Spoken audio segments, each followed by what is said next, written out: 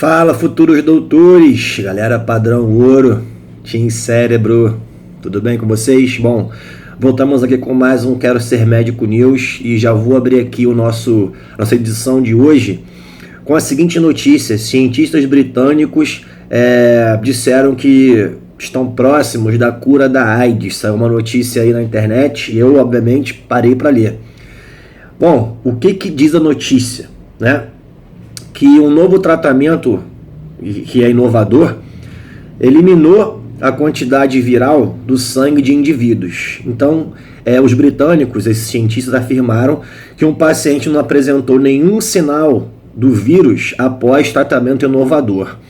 Bom, como é que era esse tratamento? Primeiro, os pacientes recebiam drogas antivirais já existentes no mercado, drogas anti-HIV já existentes no mercado, e também recebiam drogas que preveniam a disseminação da célula-alvo do HIV, que é o linfócito TCD4. Tá? Essa é a célula-alvo do HIV. E o efeito era travar a replicação dessa célula e manter o vírus, os vírus dentro daquelas células, sem se multiplicar e sem aumentar a quantidade de células para que os vírus possam parasitar outras e aumentar a sua replicação. Depois desse passo, eles infectavam o paciente com outro vírus, não falaram aqui qual era, e esse novo vírus tinha como intuito ativar a resposta imune do paciente, que era tratado, estava em teste, para poder combater essas células infectadas com o HIV que ele já tinha. E posteriormente, após o segundo passo, o terceiro passo que eles chamaram aqui de kick and kill, os pacientes ganhavam uma outra droga, que era chamada Vornostat, e essa droga Vornostat, ela ativava os linfócitos TCD4, que tinham HIV dentro, e essa ativação fazia com que as células começassem a apresentar na sua superfície partículas do vírus, tentando chamar a atenção da resposta imune para acabar combatendo. Bom, de acordo com o resultado do trabalho, essa pesquisa foi realizada em 5 universidades britânicas com o apoio do NHS, que é o Serviço Nacional de Saúde do Reino Unido, e foram 50 cobaias. Das 50, uma terminou o tratamento completo, tinha 44 anos, e exames de sangue revelaram que ele não possui mais HIV no sistema. Aí, a própria matéria fala o seguinte: isso não quer dizer que ele está curado, o vírus pode retornar. Bom, aí a notícia era essa, tá? Aí vai a minha crítica com a situação. Os próprios tratamentos que já existem hoje em dia já zeram a contagem viral da corrente sanguínea. Então, se você fizer uma dosagem do vírus no sangue, você não vai encontrar. Mas se a pessoa parar de fazer a terapia antirretroviral que já existe hoje, o vírus vai voltar a aparecer na corrente sanguínea, o que é semelhante com o que foi mostrado nessa matéria aqui. Por que isso acontece? Porque o HIV ele é um retrovírus e ele tem a capacidade de inserir o seu genoma dentro das células que ele tem como alvo, que é essa célula chamada linfócito TCD4. E quando isso acontece, ele pode ficar num ciclo chamado ciclo lisogênico inativo dentro dessa célula, e essa célula fica escondida no nosso corpo. Ela se esconde, ela não fica circulando na corrente sanguínea. Então você não consegue detectar o DNA viral, o RNA viral ou partículas virais no sangue. E onde que essa célula vai se esconder? Ela vai se esconder em órgãos linfóides, por exemplo, linfonodos, no timo, enfim. Então, os resultados dessa matéria não são tão expressivos, não são tão confiáveis, porque a amostra é pequena, 50 cobaias, isso não é nada. Em termos de confiança, num estudo de confiança, isso não é nada, 50 cobaias.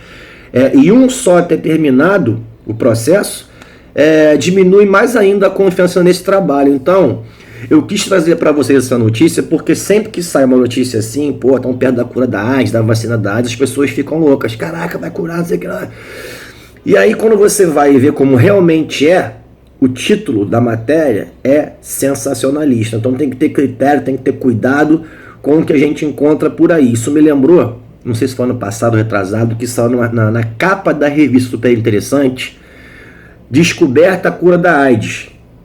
Então isso foi um alarme também, mas quando você via a matéria, você via que foram feitos vários testes, vários tratamentos acho que era macaco, chimpanzé, não lembro, e foi semelhante com o que foi visto aqui. Você zerou a contagem viral no sangue, mas posteriormente o animal voltou a apresentar a contagem viral depois de, sei lá, 3 anos sem fazer terapêutica.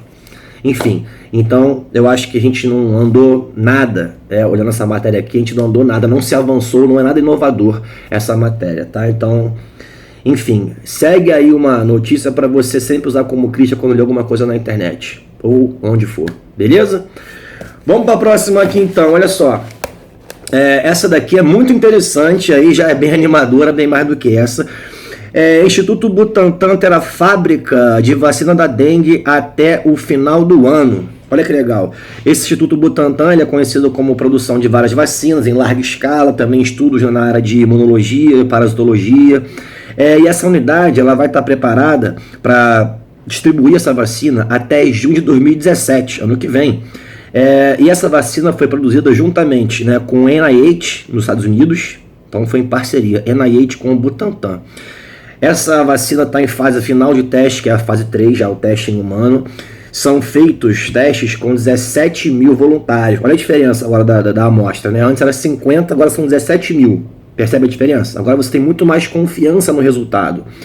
E essa fase 3, que é a fase final, é antes da avaliação da Anvisa, que é o nosso órgão nacional que regula tudo que é fármaco que vai ser liberado, tá? E depois disso é só liberar para a população usar.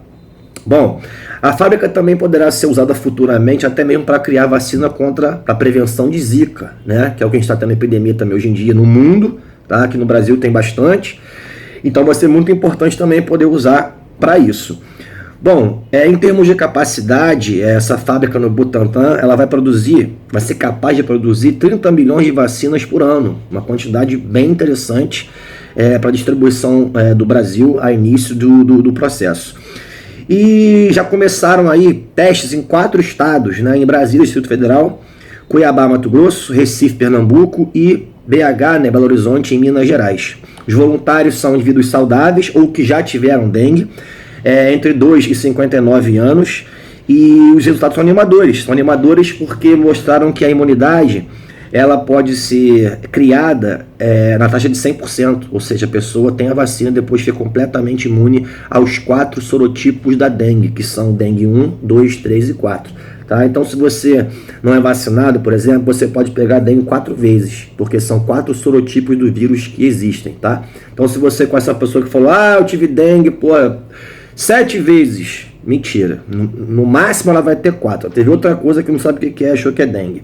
Bom, e os testes também mostraram que apenas uma dose da vacina é suficiente, o que é interessante também, porque você não tem que voltar lá depois de um tempo, por exemplo, como é no caso da hepatite B, que você tem que fazer 3 doses. Então isso facilita a distribuição mundial no Brasil, principalmente para quem tem um nível socioeconômico baixo, que às vezes não tem grana para ficar indo para lá e para cá toda hora. E já existe uma vacina disponível que foi feito aqui por um laboratório francês, que é o... Como é que é? Eu escrevi um negócio aqui, agora nem lembro o que eu escrevi. Acho que é Sanofi Pasteur. Sanofi Pasteur. A vacina é chamada Dengvaxia. Só que essa vacina aqui, ela só garante 66% de imunidade. Ela dá uma ajudada, mas não vai garantir imunidade total, como essa nossa aqui está prometendo fazer. E ela pode ser usada já, você pode conseguir usar essa vacina, mas você tem que pagar. Você pode encontrar em alguns hospitais privados e custa aí em torno de R$140. Bom, então, se você tiver grana aí disponível, vale a pena. Toma essa, depois quando sair a outra nacional, você vai lá no SUS e manda bala. E agora a nossa última aqui, eu sempre pego uma notícia de algum estudo que me deixa de cara, me deixa de boca aberta. Essa última aqui eu olhei assim e falei, meu irmão, que negócio é esse? Até onde essa pesquisa mundial vai? Sério, tem coisas que eu olho assim e falo, meu irmão, isso é sinistro. Então, a notícia aqui é o seguinte, pesquisadores da Universidade Rosalind Franklin University of Medicine, se eu falar aqui com a pronúncia meio zoada, não liga não, em conjunto com Oregon Health and Science University, estão conseguindo tratar doenças congênitas, ou seja, que o feto, o embrião já vai apresentar aí por herança, por exemplo, genética, tá? Herança, no caso, hereditária, através de inserção de fármacos no líquido amniótico. Então estão conseguindo tratar doenças congênitas inserindo substâncias no líquido amniótico intrauterino da mãe ainda grávida. Eu olhei assim e falei, irmão, não é possível, será? E aí eu fui ler, né? Bom, essa pesquisa aqui, ela tem uma promessa de exercer um manejo terapêutico de doenças congênitas, como eu falei para vocês, né? Ainda dentro do útero, ou seja, a criança nem nasce, tá? Usando nucleotídeos, que são... Nucleotídeos são os monômeros, as moléculas que, quando se unem, vão formar um ácido nucleico, tá? É isso que compõe o DNA, o RNA. Então, usam nucleotídeos que podem ser injetados no âmnio, na bolsa amniótica, com o potencial de travar a expressão gênica do gene defeituoso do embrião. Então, no caso da doença congênita, caso seja genética, o indivíduo, o embrião, ele vai ter algum gene alterado. E essa alteração do gene é o que vai levar a alguma anomalia, má formação fetal, distúrbio de função, enfim, uma série de coisas. Então, esses nucleotídeos que essas pesquisas usaram como fármacos são chamados oligonucleotídeos silenciadores. O que é isso? Eles têm uma sequência, né, de base nitrogenada que se encaixa, né, que é complementar com a de um gene defeituoso do embrião. Então, por exemplo, se o embrião vem com um defeito genético na produção de uma enzima tal, ele tem lá o seu gene defeituoso. Esses nucleotídeos que são colocados na bolsa amniótica, eles vão se ligar com a sequência errada do gene do embrião e vão travar aquela expressão gênica. Então, aquela proteína que é feita de modo equivocado, aquela função equivocada daquele organismo original, ela vai deixar de acontecer. Olha que coisa foda. Bom, e essa pesquisa foi publicada recentemente num jornal chamado Jornal de Pesquisa em Ácidos Nucleicos, né? Então já é na área de DNA, RNA, expressão gênica. E o estudo mostrou que esses oligonucleotídeos, chamados antissenso ou silenciadores, né, porque eles são antagônicos, são complementares à sequência original do gene, são desenvolvidos, né, via engenharia genética, se ligam e silenciam o gene defeituoso que está no embrião. Muito sinistro, isso colocando na bolsa amniótica. O processo não foi feito em humano ainda, né, está em fase de pesquisa, fase de teste, não foi feito em camundongos. E isso resultou em alterações na expressão gênica de diversos tecidos em até 1 mês após o parto. Então, não falou no estudo quantas doses foram feitas, quantas vezes na gestação foram feitas, isso não falou. Mas falou que esses genes defeituosos, eles não conseguiram se manifestar, né, expressar suas funções erradas, tanto na fase gestacional quanto até 1 mês pós-parto. E isso é um passo muito importante para tratar alterações genéticas em humanos, por exemplo, no futuro, já que doenças congênitas causam a morte de mais de 300 mil pessoas no mundo e também podem levar a uma diminuição drástica da qualidade de vida de crianças, adolescentes, no mundo inteiro, sabe? Então seria uma coisa revolucionária se a gente conseguisse fazer isso. Ainda mais porque na fase embrionária e na fase neonatal é quando os tecidos do nosso organismo estão em maior taxa de desenvolvimento. Então, se você conseguir travar uma função errada nessa fase, com certeza, por mais que a doença não seja curada, com certeza você vai reduzir o impacto desse processo drasticamente. E aí, gostaram? Bom, eu gostei muito.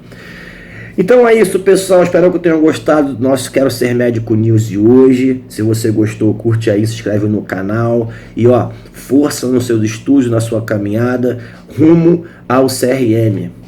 Chora agora, reaprovado, se não se envolve, chama que vem. Grande abraço, até a próxima. Tchau.